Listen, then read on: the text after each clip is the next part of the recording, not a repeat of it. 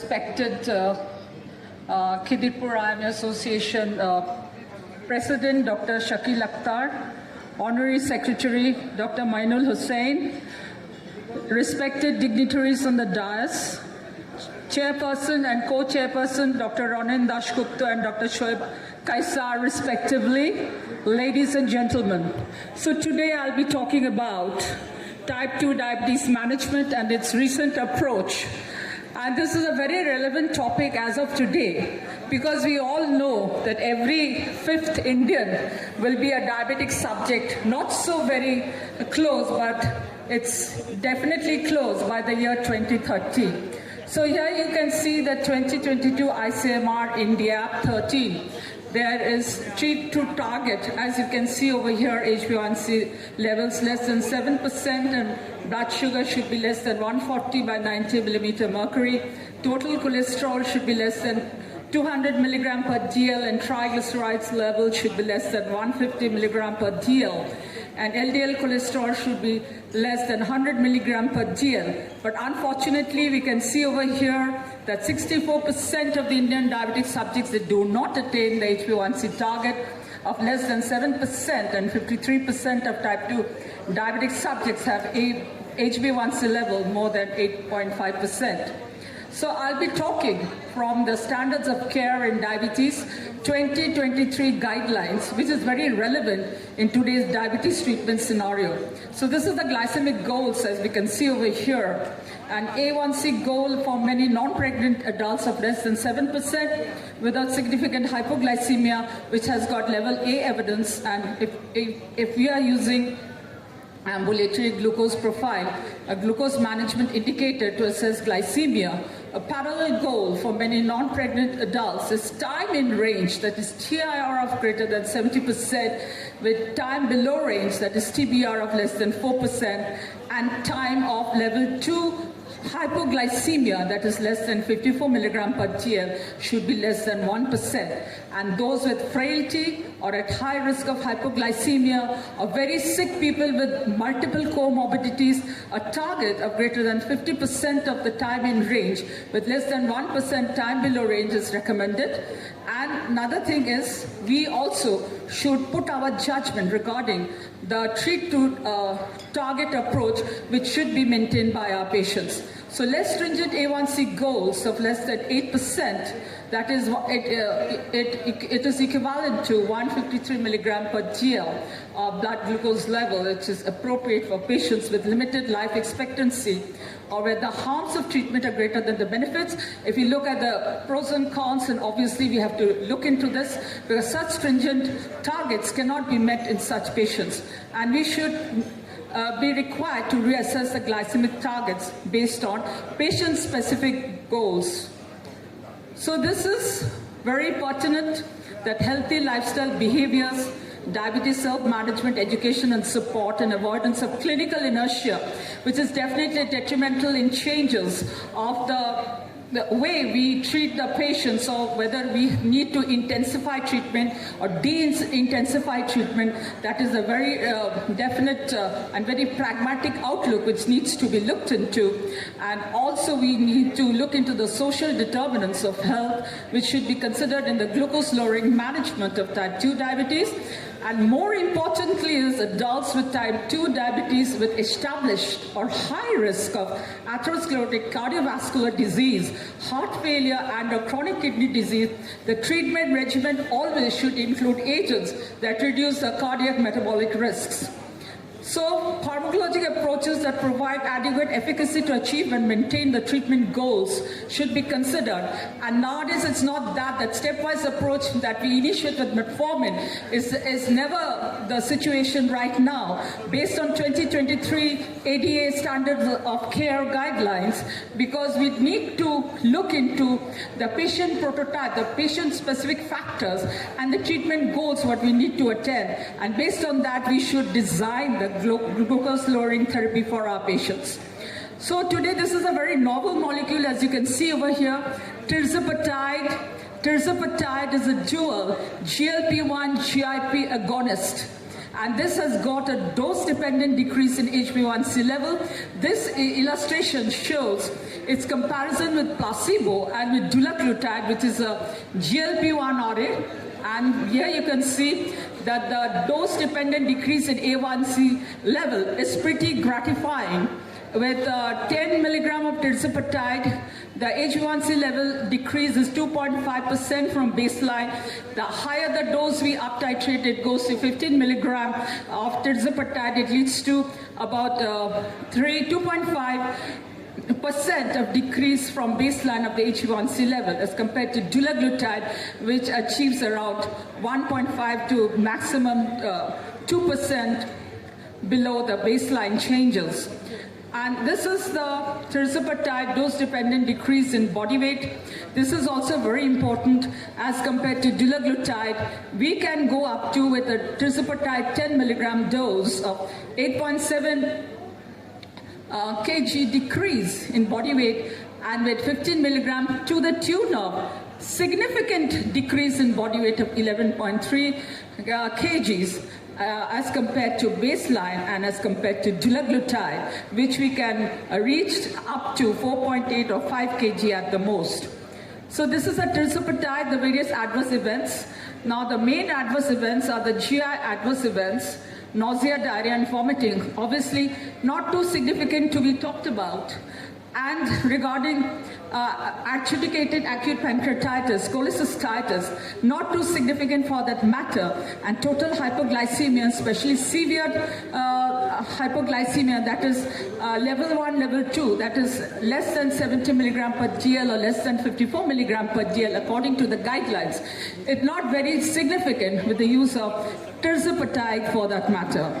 This is again that if we initiate our patients with metformin, it should be continued upon initiation of insulin unless it is contraindicated or it is not tolerated for ongoing glycemic and metabolic benefits. And early combination therapy. Combination therapy means in terms of oral combination therapy, in terms of combination injectables. And we have a good number of combination injectables there in the market, and we can very well consider using such combinations to give a proper glycemic change for our diabetic patients. And the early introduction of insulin, we should know these parameters when we should, it is required to initiate insulin. If there is evidence of ongoing catabolism, that is weight loss, if symptoms of hyperglycemia are present, such as any kind of excess hunger levels are greater than 10%, or the general blood glucose levels are greater than 300 milligram per GL, we have no choice but better to initiate our patients with insulin. So we should consider a patient-centered approach which should guide the choice of pharmacologic agents. We should consider the effects on cardiovascular and renal comorbidities, efficacy, hypoglycemia risk, impact on weight and cost and access, and risk for side effects, and particularly individual preferences. So among individuals with type 2 diabetes who have established atherosclerotic cardiovascular disease or indicators of high cardiovascular risk, established kidney disease or heart failure, SGLT2 inhibitor or a GLP-1 RAs with demonstrated cardiovascular disease benefit is recommended. We initiate, besides a healthy lifestyle changes and diabetes self-management, education and support, social determinants of health, and so on and so forth. Now, earlier we knew that we should initiate with metformin, but definitely those thoughts and practices have changed with the recent 2023 guidelines. It all depends, patient-specific approach, patient-specific, what are the treatment goals we want. If the patient has come to you with established atherosclerotic cardiovascular disease, who are at high risk of atherosclerotic cardiovascular disease, what do we consider as high risk of atherosclerotic cardiovascular disease? We consider anybody with the age of greater than 55 years, or those with hypertension, obesity, dyslipidemia, albuminuria, for that matter. So these are the candidates of high risk of atherosclerotic cardiovascular disease What are the medications we should consider here? We should always try to incorporate an SGLT2 inhibitor for that matter. And if the SGLT2 inhibitor is not tolerated or there's contraindication, if the patient is a subject of developing frequent UTI, vulvovaginitis, or the patient is a candidate of any kind of medical or surgical complications, who may ultimately develop euglycemic ketoacidosis. For that matter, obviously SGLT2 inhibitors is never the drug of choice. We can consider using a GLP-1 receptor agonist because they have complementary action in such subjects. And what about patients with CKD? What we understand by CKD here, it is eGFR less than 60 ml per minute, or albumin, UCAR, that is the UCAR is greater than 30 milligram per gram creatinine. Obviously, these are the candidates who can progress to CKD in terms of declining eGFR. So what should we do over here? We should always consider using SGLT2 inhibitors for that matter. Also, we should consider using a GLP-1 RS because that also gives a cardiovascular benefit because these are cardiorenal benefit drugs. SGLT2 inhibitors and GLP-1 RS, they have the cardiorenal benefit drugs. We should consider its usage and those into heart failure. The entire spectrum of heart failure is addressed by SGLT2 inhibitors. So this is how we are going to divide our patients, prioritize our patients, and put them on this various criteria of treatment. If intense glycemic management is needed, obviously we have, as you can see over here, we have the dulaglutide, the GLP-1 receptor agonist, dulaglutide, tirzepatide, so long I have been talking about, and also we have liraglutide, SGLT2 inhibitors with moderate decrease of glycemic management, sulfonylureas, and metformin. Obviously it is always there. We can consider using glitazones, and also with intermediate glycemic control is with the use of DPP-4 inhibitors. And what about weight management?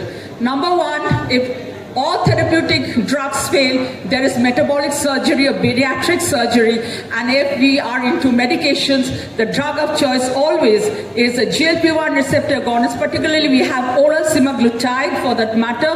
For our present usage, we can consider using dulaglutide in high dosage, which are all in parenteral forms, and in addition to this, we can consider using SGLT2 inhibitors for proper weight management. So this is how we can consider our therapeutic approaches. Okay, so this is pharmacology approaches and regarding the various insulins. I have just 2 minutes in hand. Various insulin, you can see the regimens.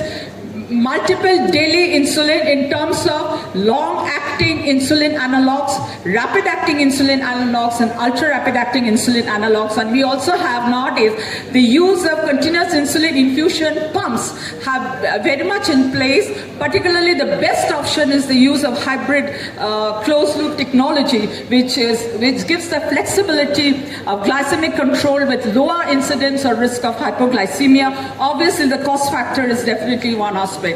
And regarding this cardiovascular disease and risk management, we all know it should be a holistic approach, not only glycemic management, blood pressure management, lipid management, but agents having cardiometabolic and cardiorenal risk effects. Now this is about empagliflozin. We all know the cardiovascular events is 53% decrease in risk of hospitalization for heart failure, 13% decrease in risk for myocardial infarction, and 44% decrease in risk in all-cause mortality. And empagliflozin, as you can see, it is the drug of choice in all spectrum, across the entire spectrum of heart failure, HFrEF, HFmrEF, and HFpEF. As you can see, the ejection fraction over here very much. And it is approved in India and globally for treatment of heart failure across the spectrum of LV ejection fraction. And now about last molecule which I would like to talk is the finely known, which is a class apart MRA, which is a non-steroidal MRA in the management of CKD associated with type type 2 diabetes. Now we all know till now, the SGLT2 inhibitors is a very appropriate drug, GLP-1 RAs, but what about finerenone? And so long we have been into the use of ERBs and AC inhibitors. But finerenone is a drug which needs to be considered in management of CKD associated with type 2 to reduce the outcome of progression of CKD and also to improve the albuminate state so that normal albuminuria can be established with the reduction of cardiovascular risks. Thank you very much for your kind attention.